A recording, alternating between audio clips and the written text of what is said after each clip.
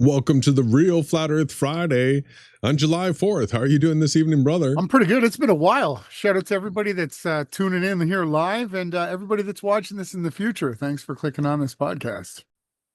Yeah, so we've been working a lot, so we're excited to be able to do a Flat Earth Friday because we got the day off. We hope everybody's having a nice day off as well. It's raining here. In fact, we've had some crazy weather where we've got massive flash flooding around us. What else is going on in the world before we get into this whole Analemma thing? Yeah, I mean, there's going to be, the news coverage again on Sunday. If you're not subscribed on the Rumble account, please you should be there watching the Rumble podcast as well. Lots of great new music, and we're going to cover the headlines. Trump keeps talking about he's going to be assassinated. The big, beautiful bill has passed.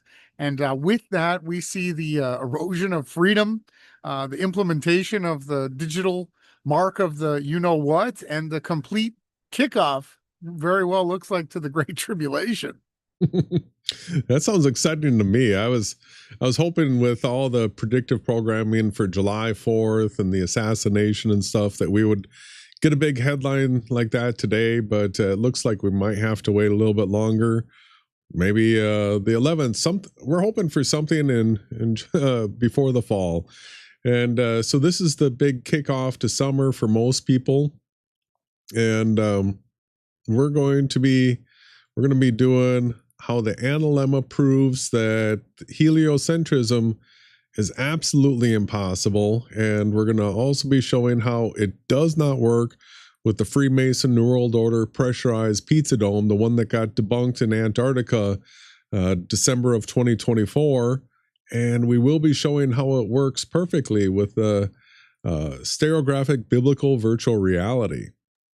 Yeah, so I wasn't going to get quite into that topic just yet.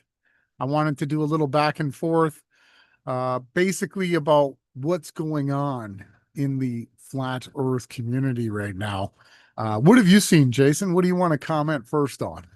Well, I did see that Will Doofus of the Final False Dichotomy had put out another video, and he's just going back to longitudes converging in the south, which is something that we pointed out 8 years ago. That's the reason why the word stereographic is in the name of our model, because Earth has two poles. And still no mockumentary, no so-called documentary from him and his team. I mean, spending hundreds of thousands of dollars, and where's their B film? Yeah. Like, even if it's garbage, put it out, right? Yeah, so touching on the final experiment topic, Will Duffy spent hundreds of thousands of dollars and has given up. It's going on 2 years of his life now, solely dedicated to stopping people from believing that the Earth could be anything other than a sphere, and implying that God, uses the name God, hid the fact that the Earth is a sphere for us to search out and come to the conclusion that it was created through a big bang and that everything is flying through endless universal space at an endless rate. Well, I got a little bit of bad news for Will if he's tuning in tonight. And if he's not, please, anyone tuning in that knows Will Duffy, please send him a link to this video, because he's going to be very well informed tonight as to just why the Analemma does debunk the fact that you live in a hurtling, twirling, heliocentric big bang space ball. So yeah, there's no documentary, none. He's still devoting quite a bit of time of his life, this Will Duffy character, who just showed up out of nowhere last January, right?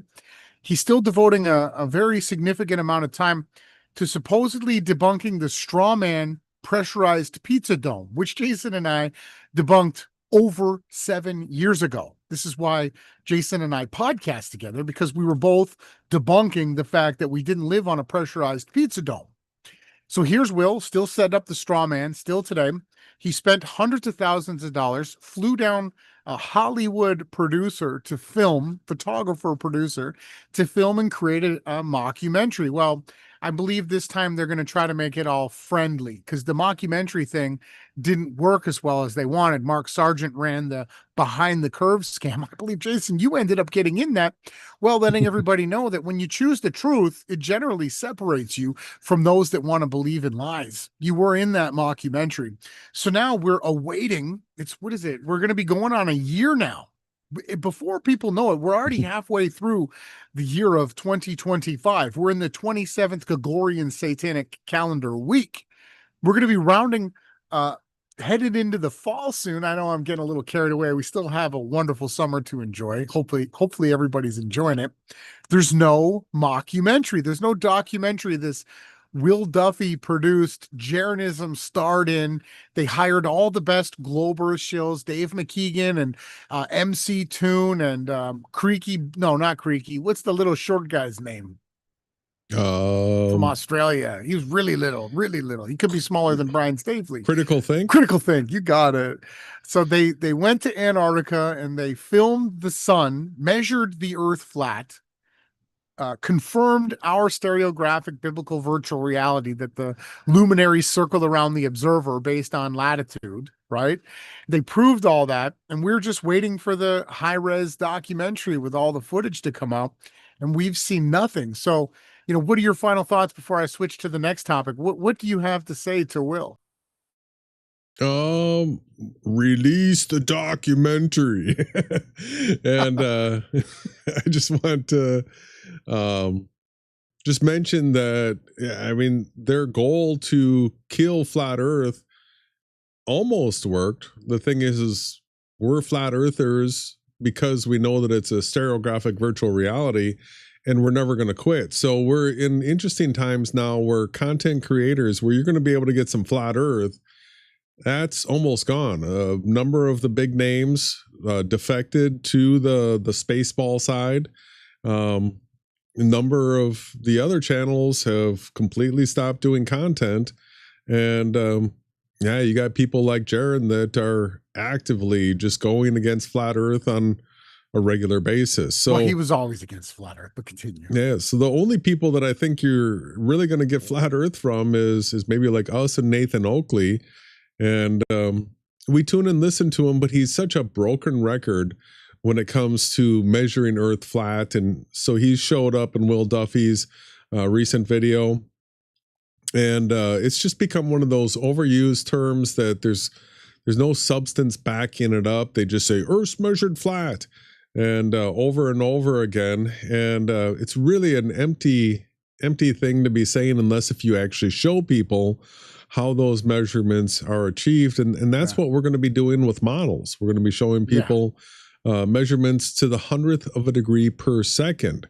And so yeah, Earth is measured flat, but you should be talking, you should be using some graphics to actually really prove it to people, Nathan. Yeah, so the second part of the what's happening in flat Earth is about Nathan Oakley. So he's another one of the flat Earth channels that has stayed throughout this entire process, going back to the original rollout. I was in Skype groups with Nathan, interviews and podcasts, and we did hangouts.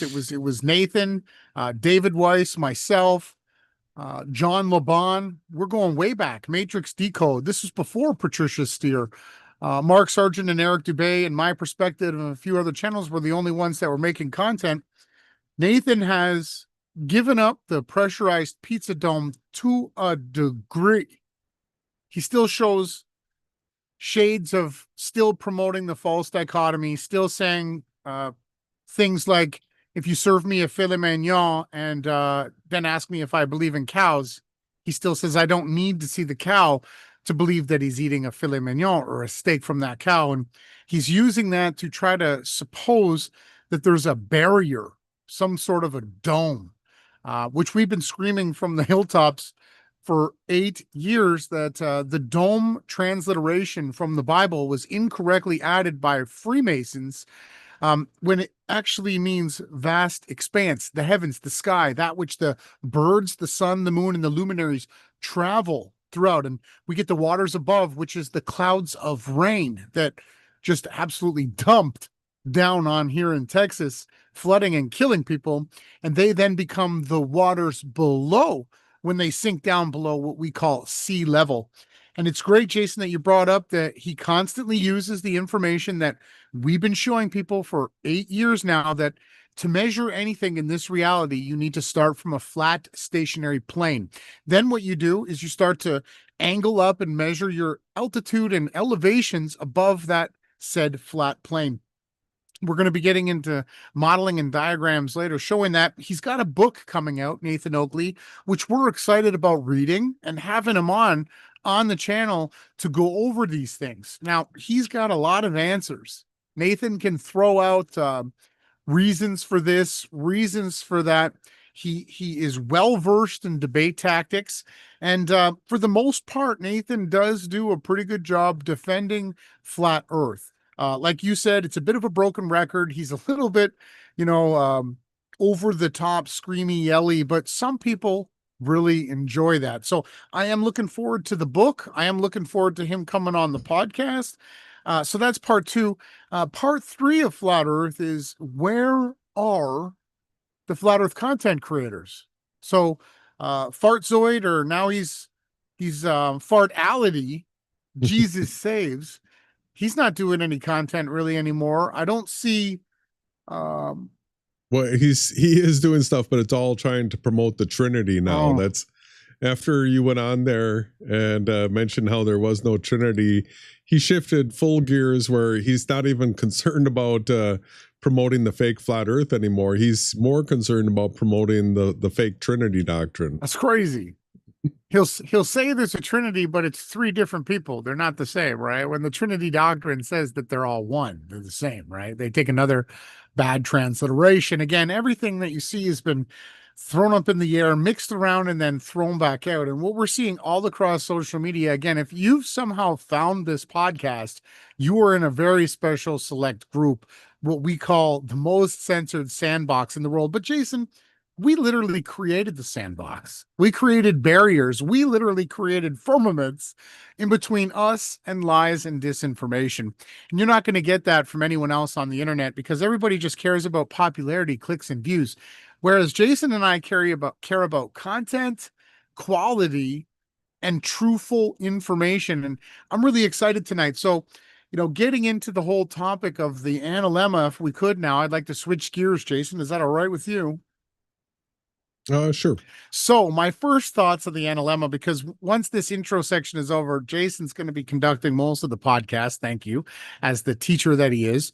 I'd like to share my most important facts, that if you can create a welded together figure 8 that you angle up, at the sky, and for eternity, the sun will literally trace the outside edge of that figure 8 without deviation, day after day, perfectly, better than any clock or any metronome or any measuring device that humans have ever created. You will only find yourself at one possible outcome of how this could happen. And that is that you're living inside of a created virtual reality where the sun was programmed. Its sign, its signature is a figure 8 that it carries out and conducts throughout each year. And it does it without fail. And there is absolutely nothing that anybody, MC Toon, Will Duffy, Craig, Fight the Flat Earth, any of these channels, Dave McKeegan, we have an open challenge to every single one of them. Red's Retarded, all of these guys, Sean Hufford, all of them. You are welcome to come here. We can have a debate. But there is no way that a tornado will sweep through a junkyard and create an Airbus A330, or what is it now? What's the biggest plane they have? A380. The A380. Airbus. If you are on the other side of this podcast, I know I'm preaching to the choir here, and if you think that the sun just magically, after 13 billion years, snapped into an never deviating perfect figure 8 Analemma cycle of a star trail that it performs each year while we're supposedly tilted, wobbling, hurtling, flying through endless universes with all different types of gravities and multi-body problems. You are mentally incapable of grasping your reality. And I'd like you to turn the podcast off, pray, get down on your hands and knees, and ask the creator to reveal the truth to you, because the analemma completely destroys ball earth heliocentrism. Yeah, the interesting thing is I brought in ChatGPT to help to put together an outline for us to go through tonight. And ChatGPT was just literally tossing out these things where, yeah, this is sort of an obvious debunk of heliocentrism. This analemma cannot work with the cosmology that we've been sold by the heliocentrists. So, I wasn't even like digging for the debunks yet. It just started throwing some of these out there. Other ones we knew about. Now, the Analemma's got some interesting things regarding it. It's actually not only a measurement of the day of the year based on your latitude, but it's also a measurement of deviation of time. And that right there is one of those, ooh, what is deviation of time? So we're going to be talking about how there's like an average time, and then there's real time, and that the measurement of real time is actually done by the sun, and it involves the use of the analemma as well. So we're coming into a time period right now where I believe we'll see it closely. I think time is about to speed up again, where it's been running a little bit slow. We've been a little bit behind the clock, right? The sun has been, and we're going to go into a time period where time is speeding up. So these are interesting things when you start to realize the motions of the sun, how they actually relate to timing, and how there's not this absolute time that so many people think exists. You think of an atomic clock where its precision is absolute, the finest, and it will run true for a million years type thing. And so that's not always going to run in sync with what the sun is showing. So time does speed up and slow down, and that is the analemma. And the way it does so, like Ron was saying, it's a signature. You get this cursive looking figure 8, and it's repeated every single year for all eternity. And so even ChatGPT understands how that makes the heliocentric model not real. Right? Do you want to start getting into some of this info? Let's get into what is it? We're going to start with not always perfectly accurate, but does do a decent job, Wikipedia. Yeah. So, for a lot of people, they probably heard of the analemma and maybe don't really know what it is. So we're going to be doing a little bit of review work here and talking about what the analemma is and what we can actually derive from it. And so it is from ancient Greek, and it's a diagram showing the position of the sun in the sky as seen from a fixed location on Earth at the same mean solar time over the course of a year. So that is mean solar time is when the sun is directly 180 degrees south of you if you're in the north. And so at mean solar time and the time that you see on the clock, they vary from each other. The change of position is a result of the shifting of the angle of the sky of the path of the sun, takes respect to the stars, the ecliptic. Now, the ecliptic is an important thing that we need people to understand. That if you're going to understand the motion of the sun travels in the ecliptic, and that's very important because that's how we can debunk heliocentrism.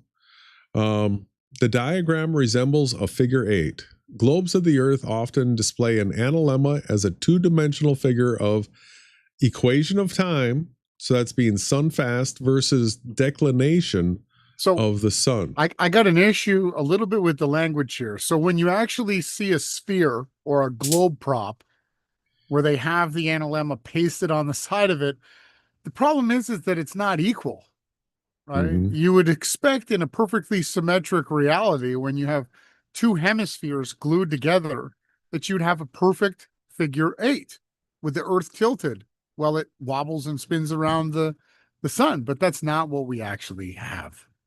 No, no, the shape is the debunk of heliocentrism, because you would have, considering that you have the summer solstice and the winter solstice being the high point and the low point of this analemma, and then the equinox in between, you would expect an absolute perfect figure 8 with the crossing, the intersection, being at the equator.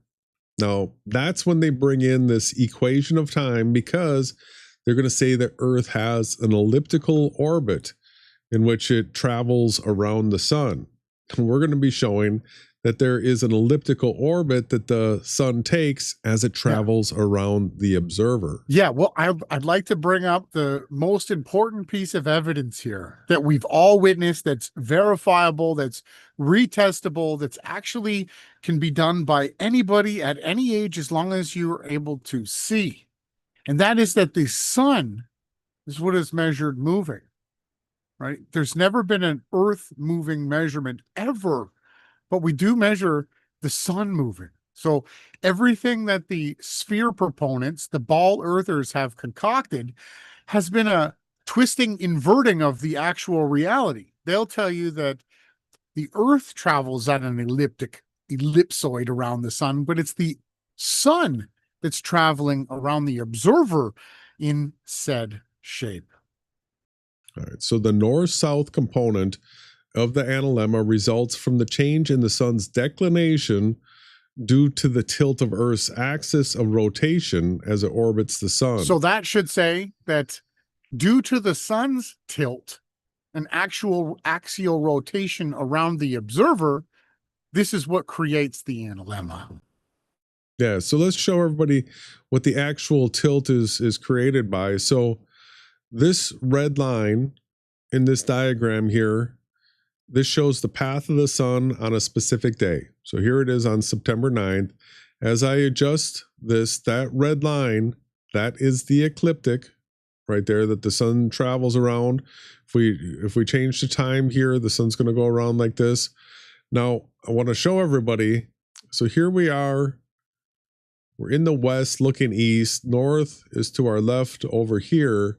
And as we go to the equator, the tilt of the ecliptic, once we get to the equator right here, the ecliptic is straight up at the equinox.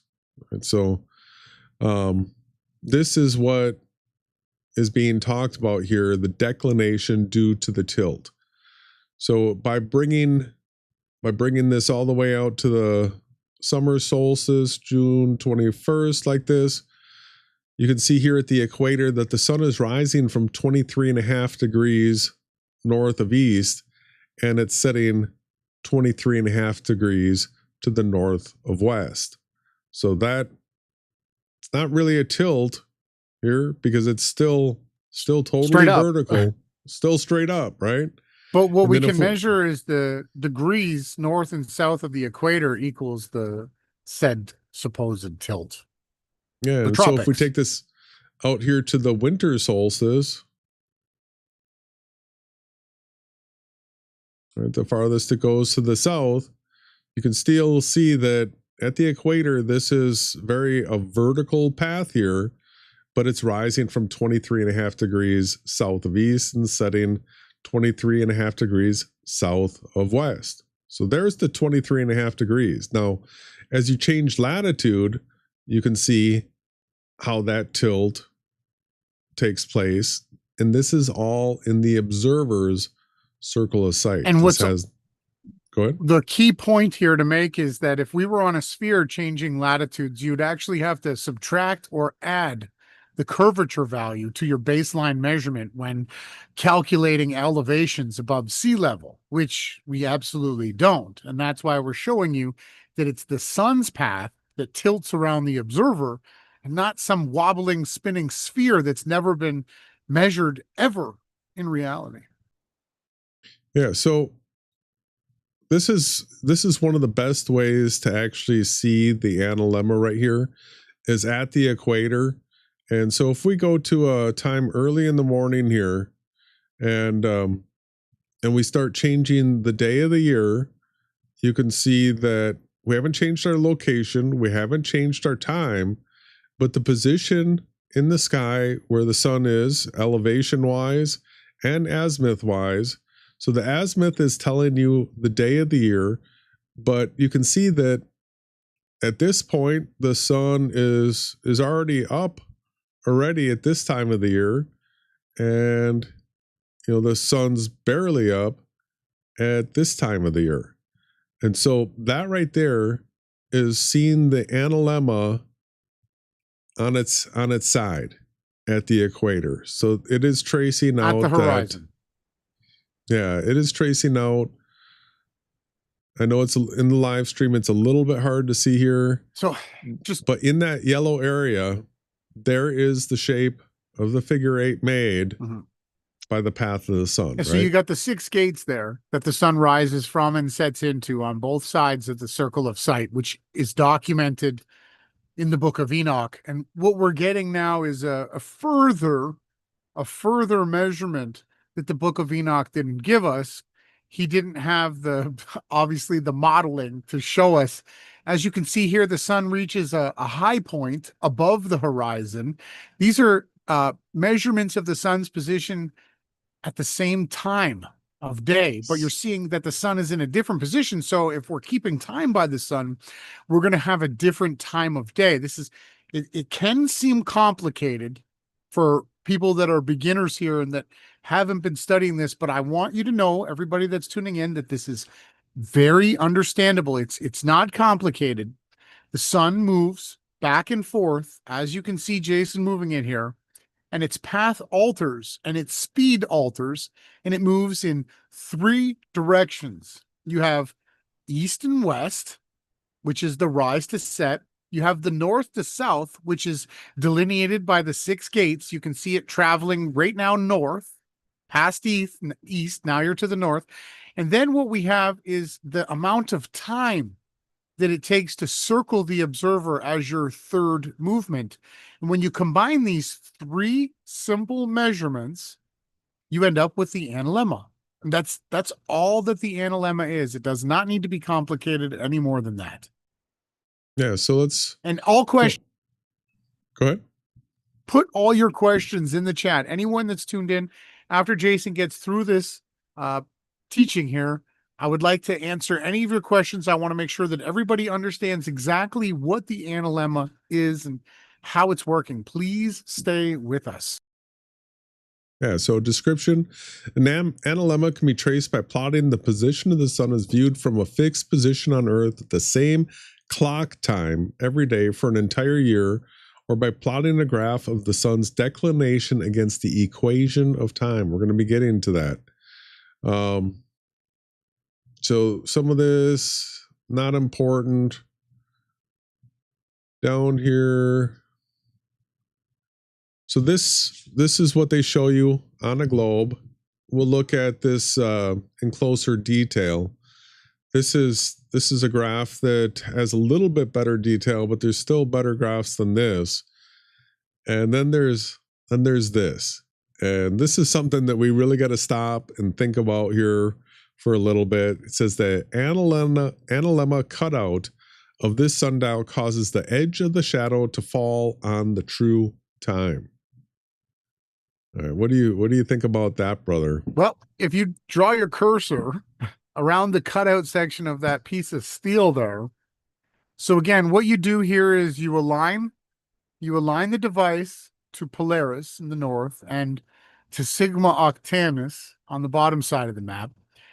And then what you would do is you would put this steel plate on the top of this device, and once every day or every 5 days, you would come out and you'd put a mark as to where the sun was. And then what you would do is you'd take this piece of steel down and you'd cut that image out. And you would be left with this figure 8 opening shape. And if you cut it right along the line, what you'd end up having is a precise clock that's accurate. And I would imagine it's as accurate as you can make the cut precise. So probably within 5,000th of an inch, I would assume, as a tool maker. You could get Yeah. a digital micrometer or a vernier caliper out and measure how accurate you could be. And what we have here is an eternal clock that doesn't need any batteries, that will tell you the time forever. And unfortunately, anyone that's tuned in that still has the idea that you want to live on a spinning sphere, for whatever reason you're holding on to it, this right here completely does away with that, because there's zero precession, there's zero difference in any of the measurements, declination, angle. It is accurate for eternity. There's no way, there's no adjustment. Jason, can you zoom in on that? Is there a dial on the left or the right side so you can tilt or shift this device as the supposed precession of the equinox or through time? It's fixed. Bolted and welded. And that plaque probably tells you that this device can be used for eternity to measure the perfectly steady. And listen, in a non-virtual reality, right, you can't have anything that's made with perfection, right? Humans have never built anything that was perfect, yet this device right here shows us that the sun's path is a word we don't use, Jason. It is perfect. The great luminary that was created to rule the day, that which is the sun, is going forth, is from one end of heaven to the other, and it never deviates from this path. Yeah, tons of steel welded in place on a cement concrete pad that's showing perfect time from the sun every year. So we have a every question. Day of the year. We have a question. Harry Odom asks, well, how do you believe we get gas pressure without a solid structure? That goes against gas pressure laws, Jason. Yeah. Well, like we've been saying, we believe or can actually prove that Earth is a virtual reality, and that there's a gradient where air pressure goes from 14.7 psi at sea level to 0 at 250,000 feet. And so that's an impossibility in a heliocentric world, right? And it's an impossibility in a pressurized pizza dome. Now, the thing that Nathan Oakley says almost as much as Earth is measured flat is he says, you must have a container for pressure. And that's true in all cases, except in a virtual reality where the air pressure goes from 14.7 to 0 at 250,000 feet. There's no other way you can explain having 0 air pressure at 250,000 feet. That doesn't work inside of a container. If it was a pressurized dome, there would be the same pressure in the entire container, and there would be no weather. There would be no air currents, because there aren't those things in a container. When it's sealed, there's no more air currents. So the fact that we have weather systems, the fact that hurricanes are a measure of a barometric pressure where you have a low and you have other highs, things like tornadoes and strong breezes and all those things would not work if we were in a container, or especially if we were on a globe, because then all the gas would escape. So it's a false dichotomy situation where it's not having air pressure against the vacuum of space or air pressure against a container. It's the third option that nobody wants to talk about, the fact that it goes from 14.7 to 0 at 250,000 feet, a gradient. It's a gradient. And other ways that we can show you that is, how many valve stems are there on a tire in a closed pressurized container? There's only one. You don't have to have multiple valve stems, because the entire pressurized system is equal. Here on Earth, we have what is a gradient, which allows things like different airflows and air currents and jet streams to take place, and the four winds that blow from the four corners of the creation. See, what the people really have, and we can get back into your presentation, Jason, I'm sorry for the switch over, is that's good. Your version of reality that you were sold was sold to you with an atomistic, materialistic mindset.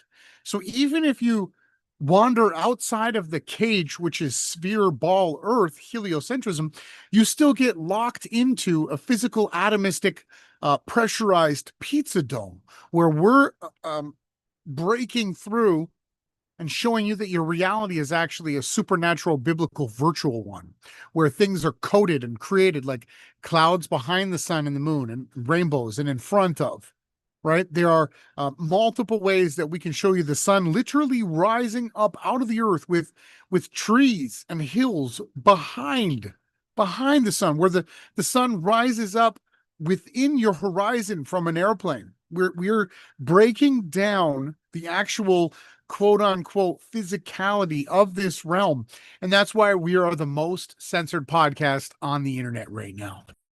Yeah, as Ors mentions, Mount Everest climbers use oxygen to survive. So 250,000 feet might seem like a very unattainable elevation to be able to double check whether or not the pressure is zero. At 30,000 feet, I believe the air pressure is about 4 psi, maybe a little bit less. And that's already a place where without supplemental oxygen, a person's going to die. Yeah. So that's just at the top of the highest mountain. And then there's a reason why airplanes have to maintain a cabin pressure of at least 8,000 feet, because studies have shown that if you have less air pressure than 8,000 feet, a person's already going into mental deprivation. So you're not safe to fly anymore. So just within 8,000 feet, there's such a dramatic difference in pressure that it's really sort of the difference between living and dying already. Yeah, it's a boundary. We can't go down deep into the ocean. We die due to the pressure. It squishes us. And when we rise in altitude, we lose oxygen, and then everything rips outwards. So we've been it's not just a gradient, it's also a boundary. Yeah, so we are anti-dome, Henry. There is no dome. It's not in the Bible. We've proven that a dome-like model is impossible because a dome-like model has a single pole, unless if you're going to say that you're on a coin Earth, where there's on the north side you're on the top side of the coin, and on the south side you're on the bottom side of the coin. So that's as absurd as a spinning ball. Yeah. There is no dome. Yeah, sundogs are spoken of and explained in the Book of Enoch as calcudras and other types of accompanying luminaries. Now, what you have is the sun and the moon and the stars were put inside tabernacles of their own, right? And you can have the rainbow, which is an actual circle, which will be the anti-position of the sun always. So you look towards the direction of a shadow, which you can also have a shadow. You can also have a rainbow underneath clouds, therefore separating you from quote unquote said dome. Sundogs are also formed underneath clouds. So if you were thinking that a sundog or a rainbow is a reflection off of a dome, you would have to understand that these things can be recreated underneath roofs where there's a barrier between dome and said area. These things are, again, misinformation, disinformation that was set out so that the flat earth could be mocked and debunked. And the fact that people think that because a rainbow most times appears to be a dome shape, a hemisphere, when in actuality, if you rise in elevation, you complete the complete circle of the rainbow, and you see that it's just a reflection of the light of the luminary of the sun, casting in all directions away from the center of the sun. Yeah, no dome here. So going back to this, so it's just talking about how the loops are uneven, right? And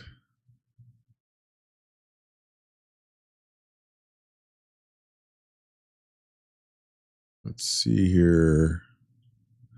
Let's go on, and I'm going to show people some of the images. If you do a search for Analemma graph, you're going to see a bunch of images like this, and they sort of look like what you'll see on a globe, but you'll actually see that it looks much more like a cursive 8 than the one that you'll see that looks like a ribbon. This is the type that you'll see on a globe, which looks very symmetrical, right? But is absolutely not true or accurate. All right. So if you're actually doing research and you want to understand the path of the sun and you go by something like this, you are being misled. You're better to go by something like this, where we're going to start talking about this equation of time. Yeah. And so you'll see that there's sort of a turquoise line up here, and that is the Tropic of Cancer. Can we get a little zoom in tighter a little bit? We will. And there we go.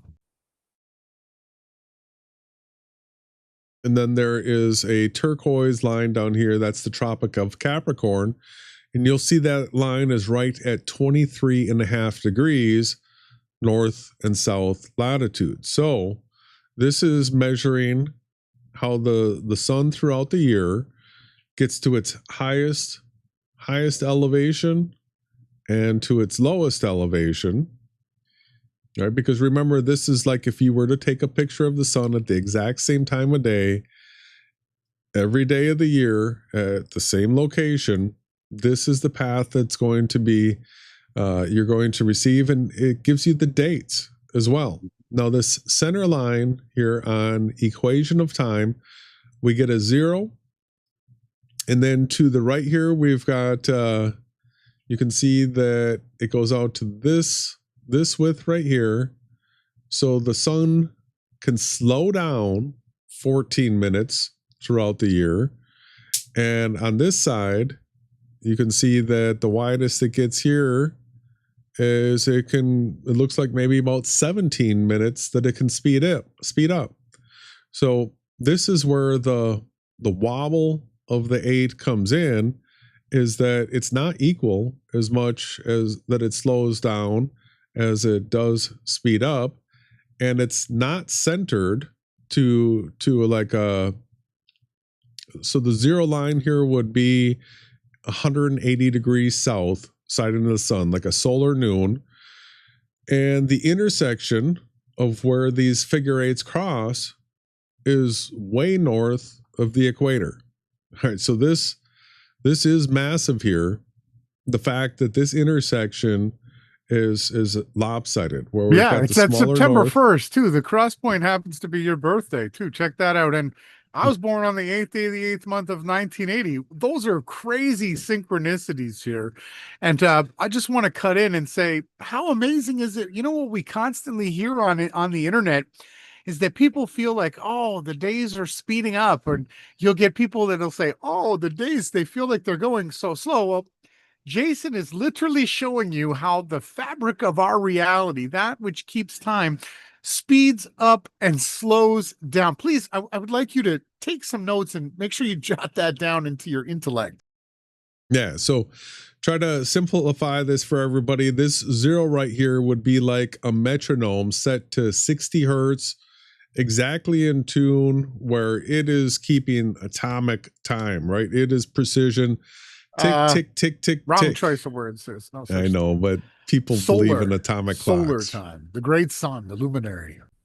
Yeah, so this is the 0 mark right here, and then we can see that we're at July 4th, which is right about here. So the sun is 4 minutes slow right now. So what that means is that from when the sun would typically be rising 108, like a solar noon would be 180 degrees south, that the sun is coming up slow. So if we were to go to July 4th out here on, this is the Andrew Marsh.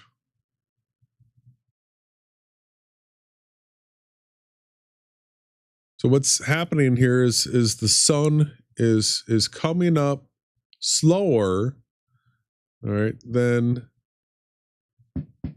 it's going to start coming up faster. You can see how it's getting up here higher. And so we're right at the transition right now where we're going from the sun being slow, it'll peak out at the end of July here.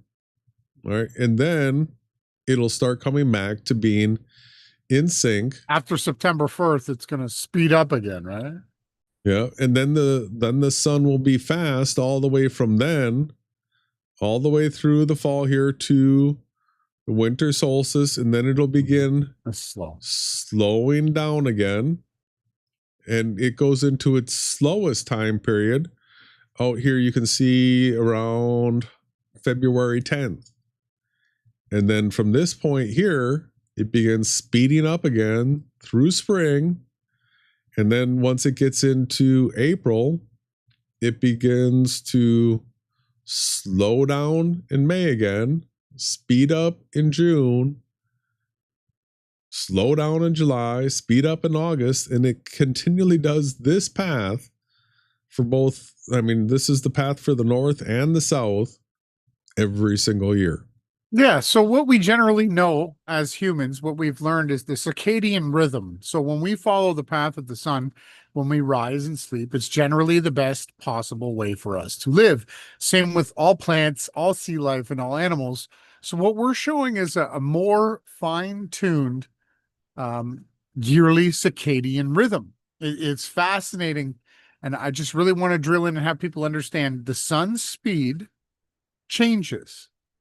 It goes faster and slower throughout the year, and it's being tracked here by the misshapen figure 8. Again, this is not possible in a gravity-based Big Bang heliocentric cosmology. Yeah, so here's the Andrew Marsh where they try to model it as Earth as a spinning ball in outer space. And so if we put this Earth into spinning motion here, I just want to point out they have the year divided up where they have the equinoxes here. You've got March 20th, September 23rd here. Then you've got the solstices, December 21st, June 21st. And then they have aphelion and perihelion. And so this is when they say that the Earth is the farthest from Earth and when Earth is the shortest to It's on a perfect Earth. circle around it. Like, I mean, these clowns, the way that they are hypocritical with everything and ad hoc theories up the wazoo. Yeah, so with their model, they're saying that the reason why we have the analemma is because of an elliptical orbit, that the sun is closer at one point and farther away at another point. And that is what's giving us the figure 8 motion. But when you let this spin and you see the path that it's taking and you see the way the year is divided, you will actually see that if all their geometry was correct, it would not be a Figure 8. The analemma would be, it would look like a regular 8 and not a cursive 8. That's correct. All right. They can't have it both ways. And again, if we get further into this is just day one. We're just going over this analemma thing just for the first time. We don't have all the graphics ready to go. I think you got 8 minutes, Jason, before we'll do a song break. But keep going, please. All right. So I just want to point out here that the other huge debunk of the heliocentric model when you're looking at this graphic is that the equinoxes, they have the Earth 23.5 degrees tilted sideways to the sun, when this is when everybody knows that the sun is rising 90 degrees east and setting 270 degrees west. Everywhere on the supposed surface of the Earth, they are measuring 90 to 70. Yeah, so I can go North Pole, South Pole, and everywhere you can see that red line is the sun's rise and ecliptic set path. And it's always rising 90, setting 270. Yet in this model, you can see that they have it tilted. It's on an angle, everybody. That would not be a 9270. But if you want to look closer, if you can't zoom in any closer than they cap you off like, there, right? Like this. If you want to look closer, the first thing they do is they stand it up vertical and they take the tilt of the Earth away. Unbelievable. It's a hypocritical model, right? It doesn't jive with reality. And that's what this is. Listen, everyone tuning in here, Jason and I, we don't care whether it's a sphere or flat. We're here to show you what is actually measurable. And the comport happens time and time again with the flat stationary plane of Earth with elevation angles measured to the luminaries, only using a flat and stationary Earth. When you try to model the solstices and the equinoxes and the path of the supposed spinning sphere Earth, time and time again, you come to irrational errors, which they have to come up with what's called ad hoc theories. Well, they say, well, that's because of this. And if I have a cow and you don't believe in cows, but I serve you a steak, are you still going to believe in cows? No, I want to know what the steak meat is. It could be a fish, it could be a fake meat. You always have to drill in and find what comports with reality. And here's the model that matches, that's used by people that are building facilities that are utilizing solar panels. That's the reason that Andrew Marsh built this site. He built this so that people could correctly orientate their structures for the best usage of sunlight. It wasn't built so that we could go around telling you, hey, look, Earth is flat. This was built off of the actual measurements and observations needed for the program to function, right? We don't know if Andrew Marsh knows that he lives in a virtual reality, but we know that his modeling program proves it. All right, let's go ahead and take that break now, and then we'll come back and get into the ChatGPT response and some custom models that we've created. Take you to a way back remix.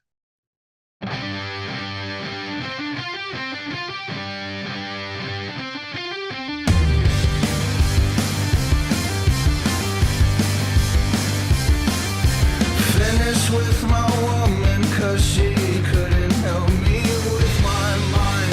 People think I'm insane because I am frowning all the time.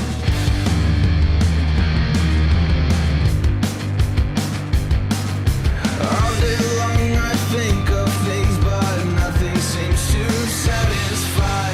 Think I'll lose my mind if I don't find something to pacify. Can you help me? Occupy my brain. Oh yeah.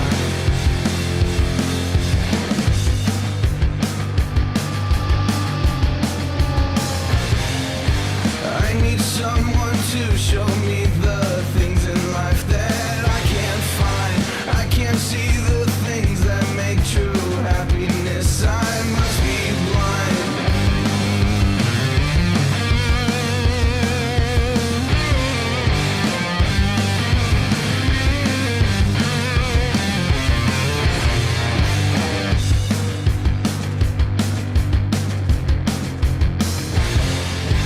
Make a joke and I will sigh, and you will laugh and I will cry. Happiness I cannot feel, and love to me is so unreal. Can you help me? Occupy my brain. Oh yeah.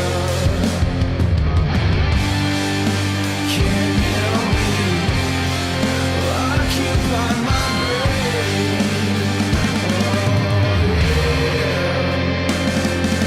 And so as you hear these words telling you now of my state, I tell you to enjoy life. I wish I could, but it's too late.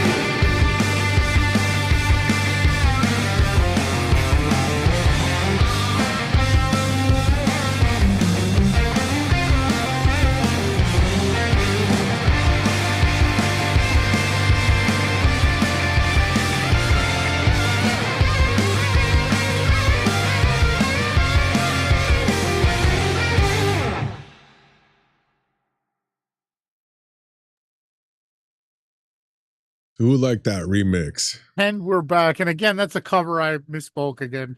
You could call it a remix, but it's an actual cover. And again, each and every week, we bring you the brand new music. We do it because no one else will. And we take the power back from not only the mainstream science, but also the mainstream music industry. Let's get back into this. Take it away, Jason. Yeah, so we're going to see what ChatGPT has to say. Helped put together a little bit of an outline for this topic. And so slide number 1, it's saying, what is the analemma definition? The analemma is the figure 8 pattern the sun traces in the sky when observed at the same time each day from a fixed location over the course of a year. So the visual, the composite photo of an analemma over a landscape. Now, it didn't make all the graphics for me that it said it was going to do, but this right here is something that it should have made for me. You know, this figure 8 traced out in the sky. It would be nice if it had all the dates up in the sky as well. And key features, it varies by latitude, right? Let's just show everybody how it varies by latitude. So we're at the equator right now. And so the analemma is going to look like this at 30 degrees north. All right, you see how it's positioned in the sky. It's going to look like this at 45 degrees north. See, it's tilting based on latitude. If you were as far north as 50 degrees, it's your analemmas. Let's go ahead and stop this. Right? Yeah, let's go ahead and stop this. And we'll trace out. All right, so here is the path of the sun throughout the course of an entire year. If you're at 50 degrees north, you see how it advances.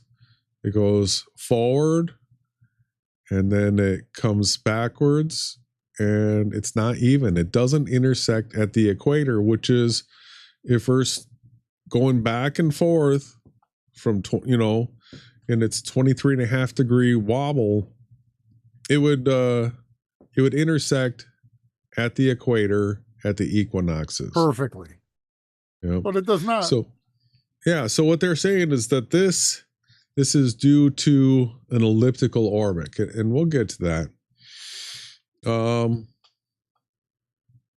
So it has a vertical component. That's the seasonal sun elevation. That is going from the summer solstice to the winter solstice. And it has a horizontal offset from the time of solar noon. That's what we're trying to get through to people here, is that this right here is an offset of time where time is speeding up and slowing down based on the position of the sun in the sky. All right. That's probably the new thing to a lot of people's minds right here, is how that can speed up and slow down. So slide 2, how the heliocentric model explains the analemma.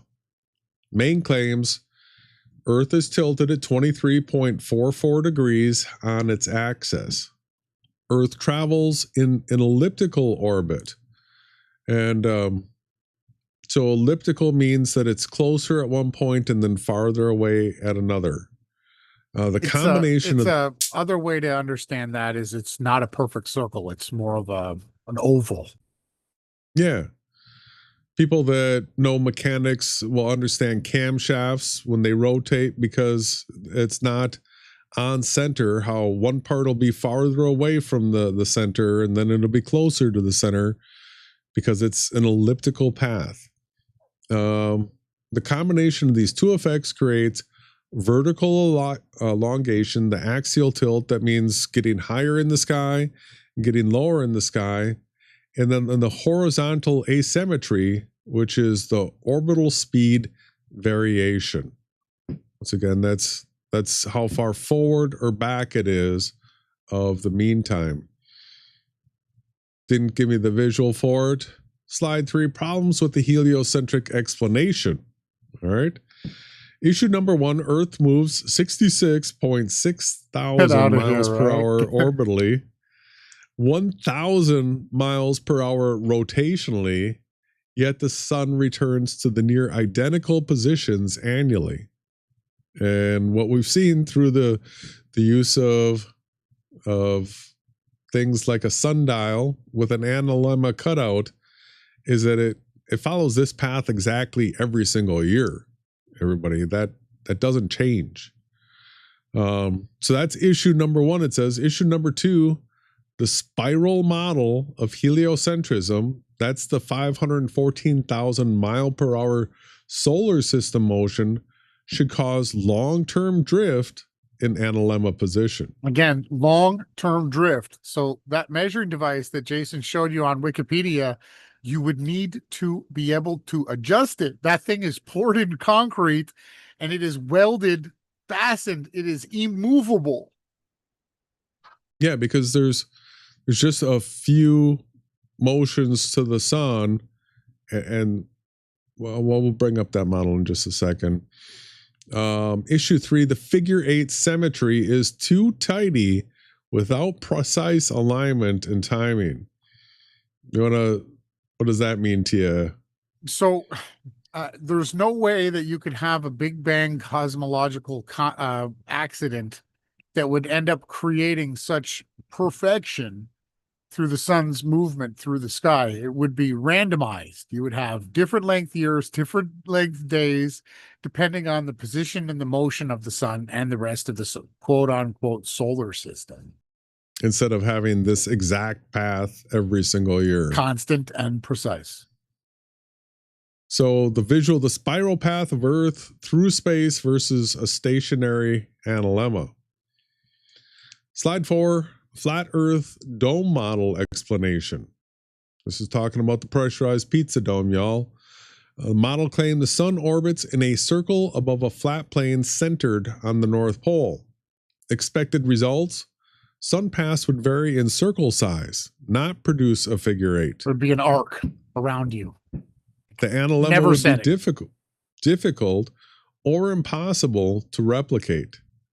Visual top-down view of flat Earth with sun's circular path. So the key conflict, no mechanism for the analemma's shape and its latitude dependence. So here's where we can bring up some models where basically what I'm doing is the same thing as we see in Andrew Marsh here. This red ring I'm doing in motion here. And what we can do is we can highlight a few things when we're talking about the different types of motion that are possible. So this is the way Andrew Marsh depicts a person at the equator, right? This is where the sun's rising 90 degrees east and setting 270 degrees west, and it goes perfectly 90 degrees overhead. If I hit play on this, you'll see that the sun just set, and it is now following that perfect 15 degrees per hour arc around a person. And it's going to be coming around, and we're going to have our sunrise at 90 degrees east. And it actually even has a light. So you can zoom in here and see how the shadow reacts. These are what we talk about, the straight line shadows, and how they elongate and stretch out like this. Yeah, so we've got another way to represent this with the PIZZADOME. And in the PIZZADOME, what you'll see here is that the equinox is now a circle, a horizontal circle, with the sun like 3,000 miles up. So if we do a zoom in here, we're going to show, because this light is casting shadows for us. Let's get in here where we can see the shadow on our person at the equator. So we don't live on a model, but we can absolutely use models to prove what's taking place, because we make the models match what we witness. The observation, and then that proves the motion. So in this, when we put this in motion, you'll see that the I might have to manually turn this. Uh-oh. There we go. The shadow's not doing a complete straight line. So because the sun is coming in from north of east, right, because it's doing a circle, east and west are truly a straight line. It's straight like this. The sun's coming around doing a circle. So the shadow's coming up from south of west. And as it goes by here, you'll see it set to the south of east. And this would be the case like everywhere. You're going to, if the sun is doing circles, that's the way the shadows are going to be cast. Now, if it's more towards the summer solstice, then the sun's up here, and now everybody at the equator is going to have these types of shadows. And then if the sun is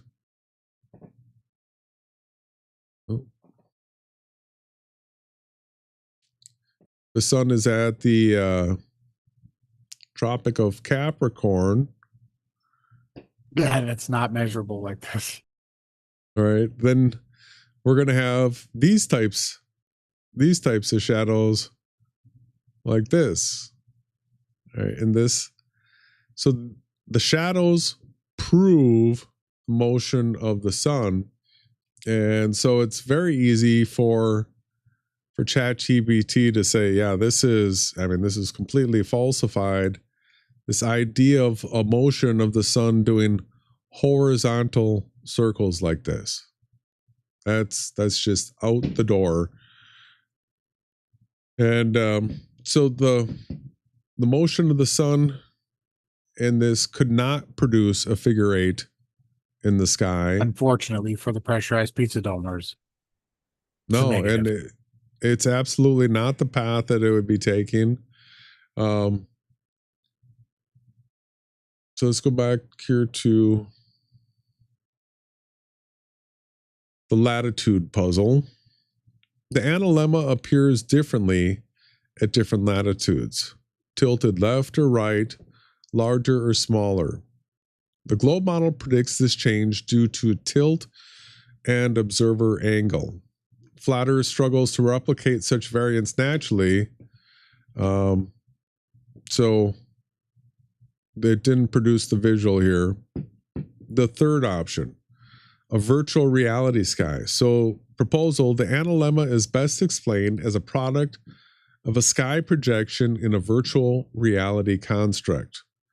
The observer rotation into or out of the sun's fixed path. Sun follows a precisely timed circuit. Advantages mathematically consistent. Advantages stable across years. Advantages supports ancient timekeeping systems. And to mess this up, virtual sky dome with observer on rotating plane? No, not a rotating plane. It's a fixed stationary observer with the luminaries rotating around the observer. That's what we measured. Yeah, so let's go ahead and go back to this this path right here. And let's talk about the elliptical orbit now.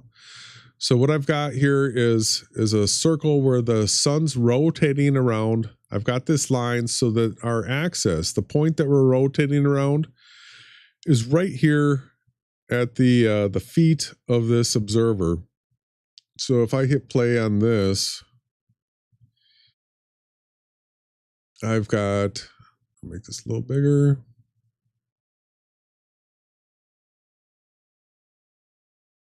I want everybody to see these different views. So the sun is going down.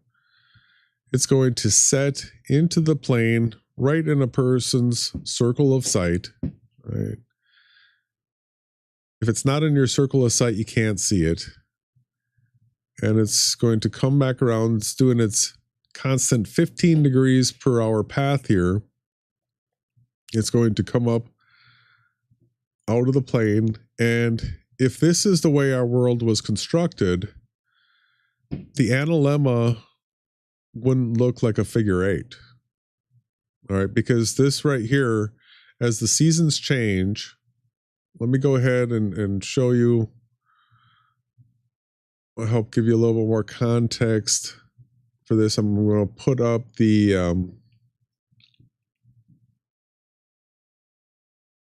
the Tropic of Capricorn and the Tropic of Cancer.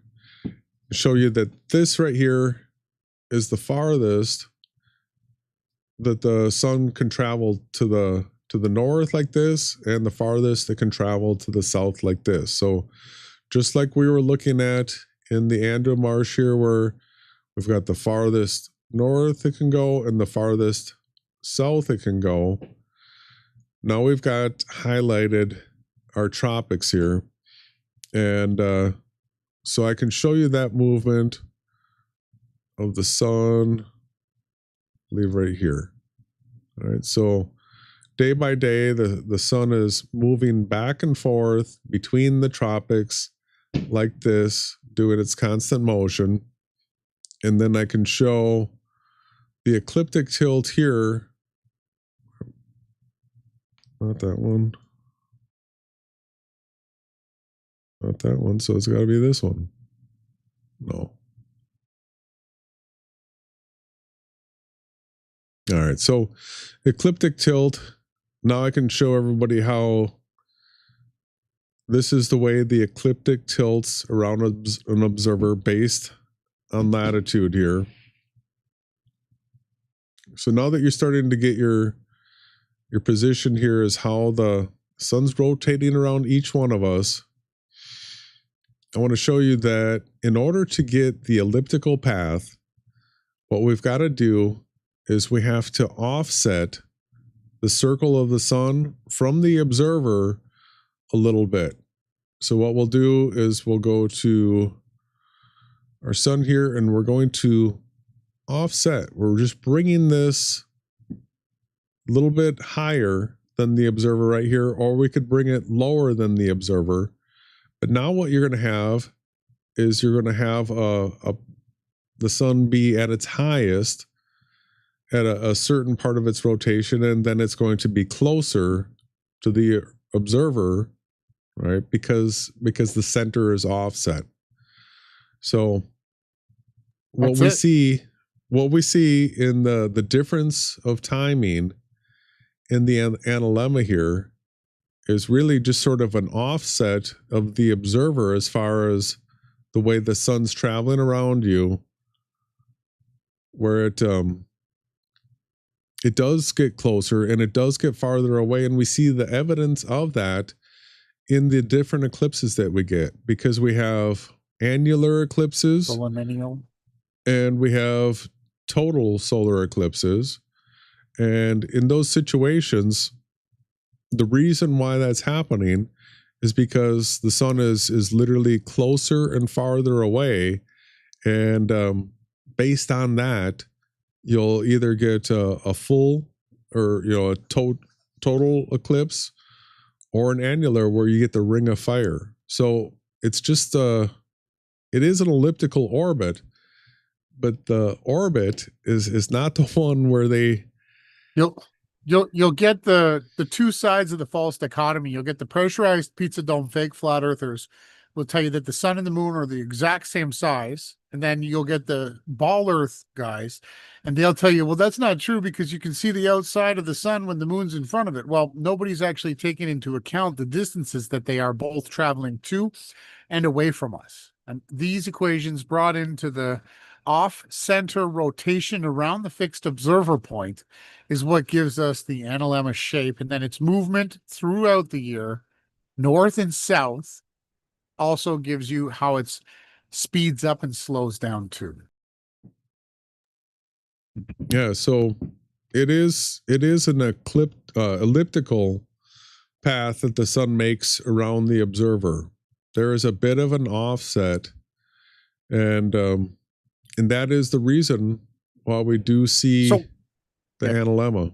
Some people theorize that there's ancient Chinese cosmology where I guess the flood was supposedly what tilted the axis of rotation of the sun. And there's other theories like that maybe it was always that way and it was just created as a signature. There's many theories. Can we go back? Are we going to move on to a question section? Do you have another section of the chat GPT to go through, or is that finished? I think there's just a summary coming up. So if the sun's rotation was perfectly around each observer's eyes, equidistant exactly, then we wouldn't get an analemma. But the fact that we do have that shaped analemma right there shows that the path of the sun is elliptical around the observer. So Yes. this is a signature of the sun. Truly is like a cursive signature of the sun, that this shape never changing is literal proof of Earth being a virtual reality. Absolutely. Undeniable. So the slide 7 summary and conclusion: the analemma conflicts with the mechanical implications of the heliocentric model. You get that? Cannot be generated convincingly in a dome model with a circling sun. Aligns more closely with a projection-based or virtual reality-based sky.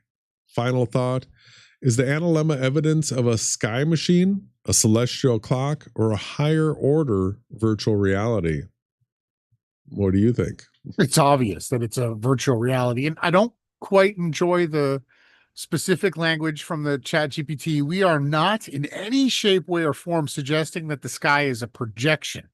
We No. are telling you that you are an avatar suit with a soul spirit within this whole entire creation is a virtual reality. It's not a simulation. It's not fake. It's a created construct where we're inside of it, living out this life. And it has a clock speed, right? That which is the sun. And then there's a heavenly speed, which is different. And we're all going through this. So to get into some of the questions, or you've got the slides up here. That's a great slide. I really like that. The Yeah, I just wanted to show you some of the artwork that it came up with. So this one right here, it looks great, except that's a pretty balanced figure 8, which is not real. So this is, if heliocentrism is true, this is the type of path that you would expect. Equal, right? And it would be at the equinox that the intersection Right would there. take place directly over the equator. Yeah. That's not the way it works. So outline: introduction to the analemma, heliocentric model, single pole. No. So made those graphics, made this one. So there's two options, people. Two options. Either this is real, Earth's a spinning space ball, or we're in a virtual reality, because the pressurized PIZZADOME, that whole option is completely thrown out the door. So is the sphere one. The A380 created itself from a junkyard tornado. It's preposterous, as well as the whole Hubble theory and everything else, and the fact that the universe is expanding. All of it's been debunked. All of it's fake. All of it's nonsense. And this is a great presentation tonight that you gave to show the evidence and the basic, simple observations that we can all make that this reality is a virtual created existence that we're in here learning. Now, there was a question. Zworst asked if the moon also has an analemma. No, because each day it moves through the sky so much that such a peculiar path, Enoch states, right? That it has its own course and path, not like the sun. And it travels. It would absolutely jump around, because it's it travels like it rises 50 minutes later each and every day. So yeah. And in order to have a picture of it at the same time each and every day, there be a whole bunch of days where it wasn't there in your shot whatsoever, and right? It travels from one tropic to the other monthly, not yearly. It takes 1 month for it to do the entire circuit. So you just have a jumbled mess. Whereas the sun, it takes a whole year. Well, I guess 6 months. 6 months out, 6 months back. Whereas the moon, it does it monthly. So you can't form the same figure 8 shape. What I would love to have is a tool just like the Andrew Marsh, but with the moon's path. Well, and then we'd be able to take a look at what an analemma of the moon would actually look like. And I can predict right now that it would just be jumping around and just be random phases all over the place. We asked that guy, Flat Earth University, Stephen Alonso, to do it, but he's too busy with selling the final experiment content and stuff like that. Degrees to his university. Yeah, no, it's just crazy. So yeah, are there any other questions in the chat? Is anybody confused? Do you understand what Jason's been teaching? And if you can, you could just click on the Analemma again one more time, the picture of the time dilation. This is it right here. It clearly shows where the sun speeds up and slows down throughout the course of a year, how it travels from one tropic to the other, how it crosses its equal point is actually September 1st, it looks like there, which is quite interesting. And yeah, that's up here, but this is going over the equator, right? It's a little chubbier, right? Figure 8 pairedness, as Neil deGrasse Shilson says. But as you can see here, the reason why you feel like time speeds up and slows down is actually your yearly circadian rhythm with the actual traveling path of the great luminary that we call the sun in English. Yeah, because it really does speed up and slow down. It's not absolutely constant. We measure our time by the sun, and when you go out with the sundial and you track it, you will actually see that it advances from your standard clock, even though your clock is keeping accurate time like a metronome. The sun advances and slows down, right? And it slows down less than it actually speeds up. So yeah, and for anybody lop-sided figure 8, and anybody that's watching in the future, please leave a comment below. But it's crazy, the sandbox that Jason and I are in is incredibly small. They've moved us into this small area in the outer reaches of the internet. At least they let us do the podcast. We get to put the information up, and it's on you, the observer, to figure out what it is that you want to research and what you want to search out. I think you did a great job tonight, Jason. This was a great first sort of step into what the Analemma is, and I'd like to see more people out here in the flat earth community sharing it. Unfortunately, no one ever shares anything that we do. They'd rather share dis and misinformation. But again, a great presentation. If anybody wants any more of this, leave a comment below, or if you have any questions or anything that you'd like to see Jason model. See, if we go back to the modeling program real quick, I got a couple of other points to make. So moving forward, I know we only had one day off where we were able to put this together. You did an excellent job.